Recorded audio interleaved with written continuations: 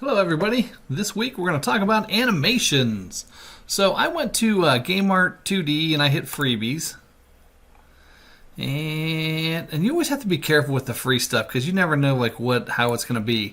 I grabbed this ninja guy here, this purple one, and I downloaded it, Ninja Adventure.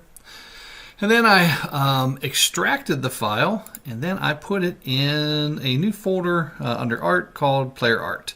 And I click on the first one, hold down Shift, click on the last one, hold down Shift, just drag them all in. And you'll see it's got a whole bunch of different ones. Like we've got a bunch of climbs, we've got some attacks, we've got some dead, animation or idle, jump attack, jump throw, all kinds of stuff. So we only need a few. We need an idle, we need a jump, we need a walk, and possibly something for the wall, like when we wall jump. We might look into that a little bit later. So first I'm going to make sure everything works in my scene, that I'm still good. And yeah, okay. So the very first thing you need to do is make sure you resize everything so it's correct. So we're going to go to idle and look for the very first idle, which should be idle 00. And we're going to drag that into the scene. And he still kind of looks a little bit big. So then I'm going to go to that idle 00. And a bigger number makes him smaller. So I'm going to try 300. And then apply. And that actually looks pretty good. That's really close. I think that will give me what I'm looking for. So now I'm going to go in here and I'm going to click on the first one. Hold Shift. And I'm going to slide down here to the last one. Click. And I'm going to make them all 300. And then I'm going to apply. And now they should all theoretically fit. All right, then I'm going to go to my player. And I'm going to take this sprite out of here. And I'm going to grab that idle, wherever the heck that went, and drag that in there. And first, that is so weird. Oh, duh. Obviously we scaled it, so if I scale it back to normal size, then it'll be normal size, but that's why it was so big. So I'm going to get rid of this one out of the scene because it was the extra one. And I want my player in there, and I want his idle in there. Good, we're good. Okay, now I'm going to shrink everything. And I'm going to add an animator. Add component, animator. And you can see it's going to add, it's looking for a controller. So then I'm going to go to animations, or again, you could just make this new folder, go to assets, make the folder, and get that off the screen. And I'm going to right click, create, and I want an animation controller, or an animator controller. That's what controls the animations. So making the animations is one step, but putting them all into a controller and then mapping it to a script is a second part. I'm just going to name this player, so I know who it goes to. All right, and because we have a different size sprite, we're going to have to go in here and we're going to have to move the ground check because we want that at the bottom of his feet. And we're going to move the dust because we want that at his feet as well. And then we need to go and grab his collider. And you can see how small that is. And we need to make that bigger.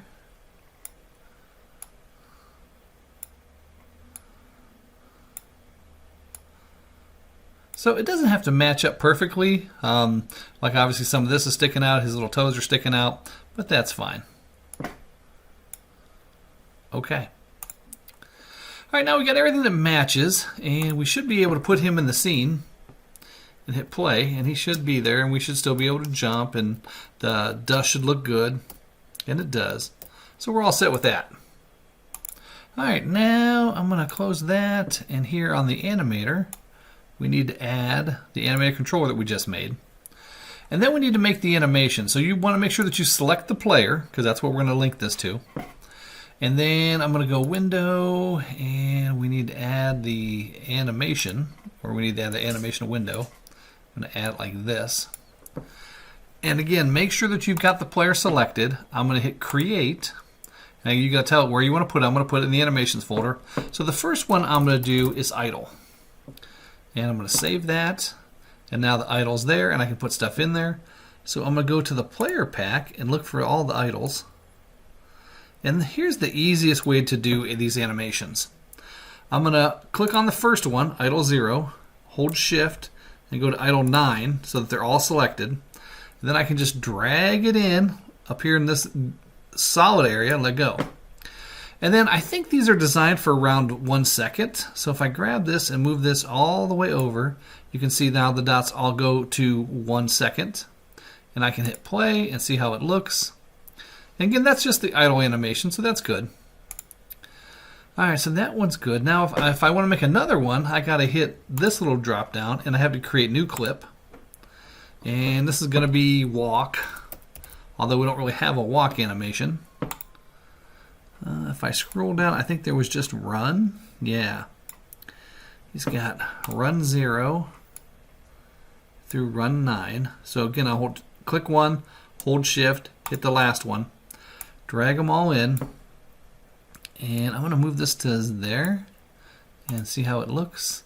That's kind of slow. I think I'm going to go down to that. As long as he keeps moving. Once we get him in and we get all the stuff working, then you can obviously go back in here and adjust this. So that's okay. Now I need to make a third one. And I'm going to call this one jump. I do not type very well with my right hand. Alright, and I got to figure out which jump I'm going to use. Jump throw, jump attack. Oh, there's just jump. And right there. And it goes to 9. Just make sure, yeah. All right, again, drag those all in here to this bar. And then again, most of those are set for 1 minute. All right, so now that you've got those in there, we can always close this. And if I go to my animations, you can see I've got my animator controller, and I have 3 animations. So making the animation part obviously was pretty easy. You just have to figure out like how long you want the animations to be, because now when we get into the controller, you can set things like say, hey, the entire animation has to play before something else happens, or things like that. So now we have to make decisions. So now I'm going to go to the animator controller and double click, and that's going to open up the animator window. And you can see my animations are already in there because the player should be selected. So this one with the orange, or whatever you want to call this, is the default. So by default, when we enter the scene, this will be the first animation that's played, no matter what happens, like even if you don't press any buttons. And then I've got walk and I've got jump. All right, so we're going to fix this. So over here, we want to get rid of these. We want to make what they call a blend tree. And a blend tree is a more efficient way of doing your animations. So I'm going to right click, and I'm going to create state from new blend tree. Then I'm going to click on the blend tree, and I'm just going to call this move. And we know because this is called player, we know that it's going to move the player. All right, with that created, then we can just double click on it. And then I click on the blend tree, and now this comes up. So you get this blend by default. We're going to make 2 actions. So I'm going to click the little plus sign here on the right. Again, you have to click on the blend tree to get this to show up. And I'm going to hit the plus sign. I'm going to add motion field. Then I'm going to hit the plus sign and add another motion field. And it should give you a 0 and a 1 as the threshold. So at 0, I'm going to add the idle. And at 1, I'm going to add the walk. And then over here, we have to create a value that we can put in the script to trigger the difference between a 0 and a 1. So we're going to hit the add, and we're going to add a float. And we're going to call this lowercase x and then velocity with a capital Y. X velocity. And then here we're going to say, hey, we want to set that to be the difference. So if our velocity is 0, it will put us in idle, and if our velocity is a 1, it'll put us in walk. And that's kind of really all there is to it. To go back to the base layer, hit the base layer. And then we can go to walk, right click, and delete. Idle, right click, and delete, because we all have that in our thing, our move blend tree. And then we right click and we say, hey, we want to make this the default. And then we can test it out. If we go into our game, it's kind of hard to see there. Let me take this off maximized. But he is moving. You kind of barely see his head bob, but it is there. All right, now we need to do some stuff in the script. So if I go back to the player movement script, let me go up here. Bloop. All right, first we need to create a variable or a reference to the animator. And I'm just going to call it anim. And you don't even have to do private. You can just do it like that if you want. No big deal. So now I've got that reference. Let me make sure this is all in there for you guys. All right, I got that reference. Then we got to figure out where we're moving and then add the reference in there. So here I had to add a start function because we want it to grab that for us. Now, if I didn't want to do this, like for some reason I didn't want to add start, I could always go up here and make this a serialized field and then drag in the animator in there. But we don't really like to do that too much. It's better if we have this stuff automatic so I don't have to forget to populate some of the fields. So again, we're just going to say, hey, anim is going to say we're going to grab the component, the animator, and that's it. And that way it grabs it at start, so I'm all set, don't have to worry about nothing. All right, and then it's just anim.setFloat, anim.setBool, anim.setTrigger, whatever you're going to do. And then you have to name what it is. And then in this case, let me get rid of the comment. So we're going to take anim and we're going to set the float value for x velocity. You have to spell this the exact same way as you created the parameter. Now, when you were in the animator, if you didn't hit parameter when you created that x velocity and you were in layer instead and you made a new layer called x velocity, that's not going to work. All right, let me get rid of this. You want to make sure you're in parameters. Of course, I didn't mention that because I'm an idiot. And you want to again hit that and float and get x velocity. It has to be spelled the exact same way, otherwise it won't match.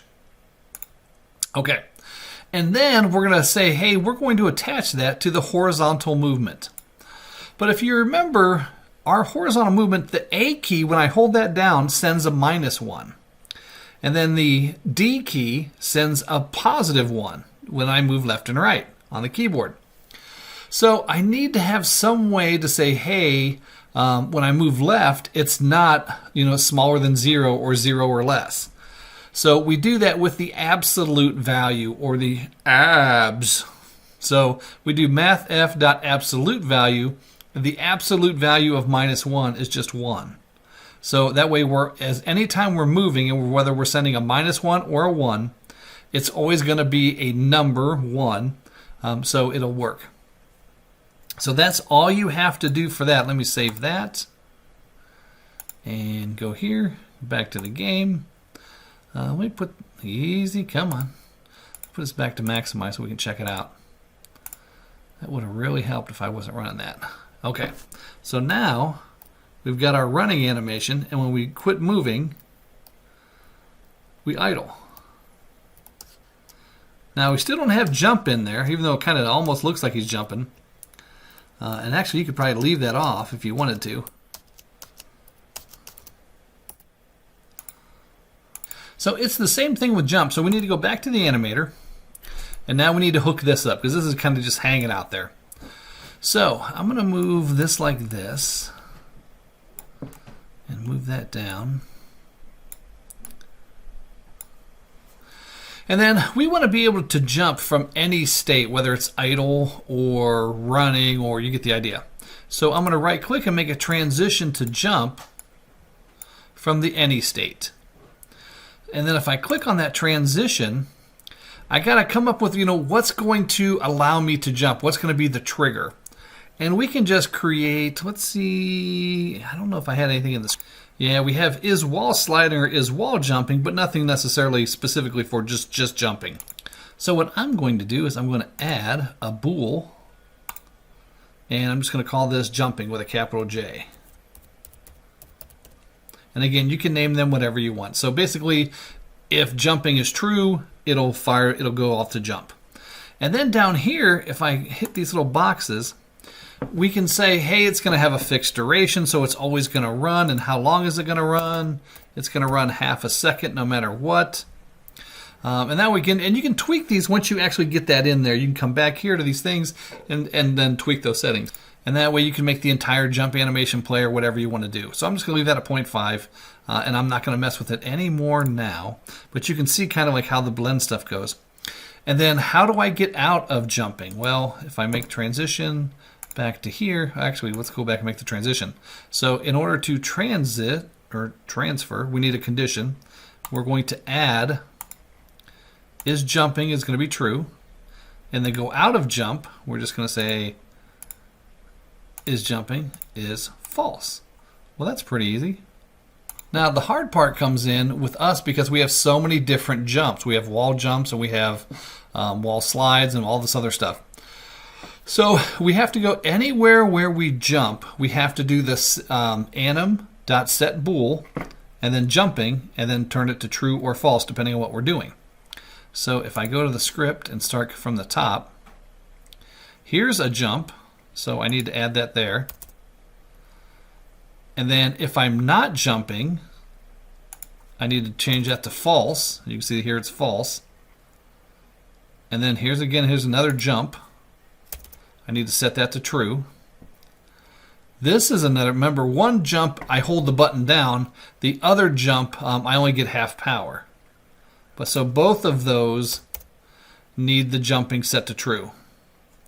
I didn't put it in dash. I figured you probably can't even see what the guy's doing in dash, and just his normal running animation will be fine. You could kind of, well, because he would still have vertical movement, so it'll still be running, so that's okay.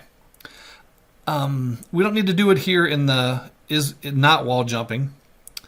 Again, then not wall jumping. We don't have to worry about is grounded or on the wall. You might want to do something for on the wall, like maybe have like a static animation where he kind of like hangs there.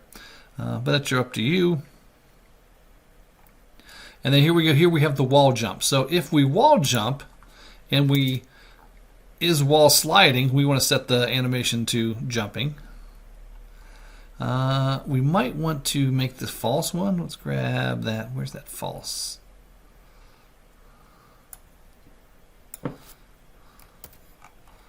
All right, where was that? Yeah. So if I'm wall sliding, else not.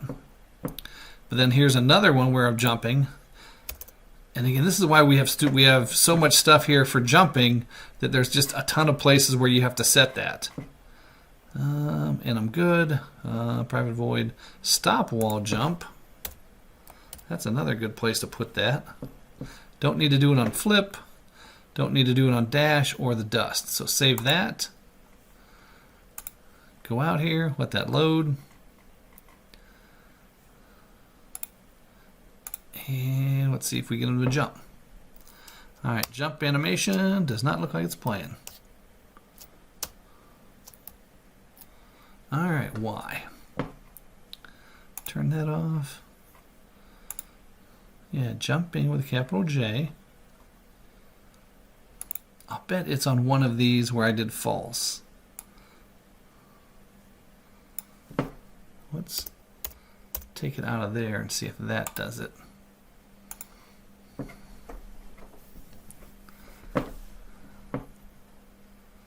All right, get any errors? No.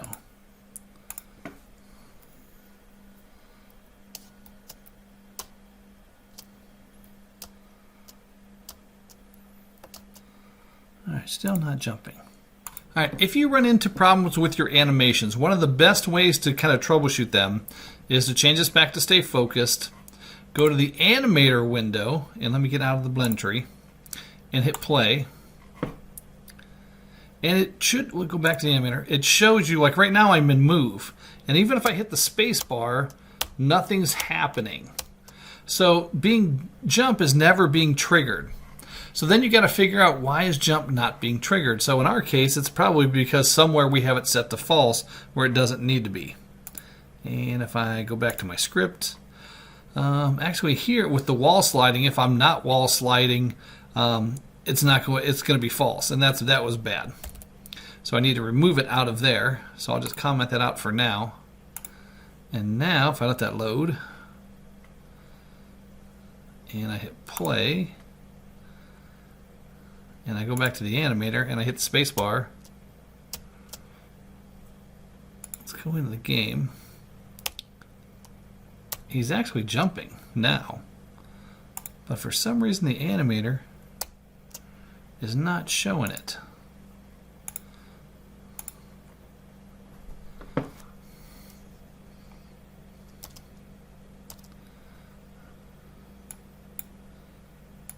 I'm trying to make this bigger so you guys can actually see this.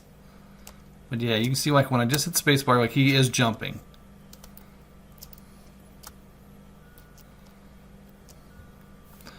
But for some reason, it should be showing this in the animator.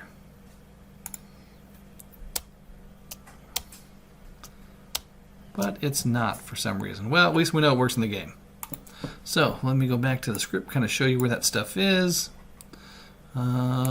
We had to add that line, and that was the only reference we had to add. We added this whole piece of start. We added this line, and again, this triggers the idle to walk. And then here's the places where I added is jumping true. And then obviously if I hold the button, jump, if else not, then it's false. And this is for the long jump where I hold the button down, and this is for the short button where I just tap it. And then if I'm wall sliding, I set that. I might not want to set that. I'm going to comment that out for now.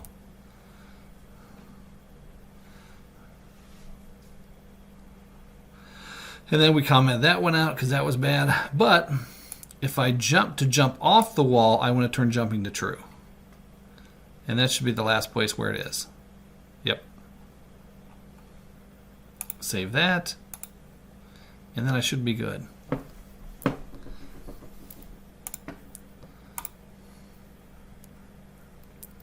Alright, so now I can go back and I can jump off the wall. Why am I not jumping off the wall anymore? I'll have to figure out what I did there. But all the other jump works. I can go up the ladder and I can jump. Alright, gotta figure out what I did there. But that's a lesson for another day. So if you're going to add shoot or something like that, you would do the exact same thing. You would make the shoot animation,